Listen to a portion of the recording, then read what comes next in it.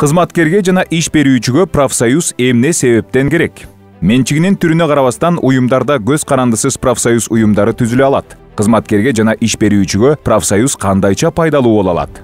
Кызматкер үчүн профсоюздун бар болушу бул эмгек келишимдеринин мыйзамдуу түзүлүшү жана бардык укуктардын корголушу, эмгек акынын өз убагында төлөнүшү жана өргүүлөрдүн берилиши, жамааттык келишимди бекитүү жана социалдык пакеттин кепилдиктери, коопсуз жана ыңгайлуу эмгек шарттары, ден соолукту чыңдоо жана санаторийлерде эс алуу, бош убакытты уюштуруу жана кошумча кызматтар. Иш берүүчүлөр үчүн профсоюздук уюмдардын бар болушу бул социалдык өнөктөштүктүн негизинде коллектив менен кыйла натыйжалуу иштешүү, өндүрүштүк жаракат алуунун деңгээлин төмөндөтүү, ишканадагы жагымдуу социалдык климат, уюмдун эмгек тартибин бекемдөө, иштерди кыйла сапаттуу аткаруу, спорттук маданий массалык иштерди өткөрүү боюнча милдеттерди профкомго өткөрүп берүү, социалдык жоопкерчиликтүү иш берүүчү аттуу татыктуу имидж.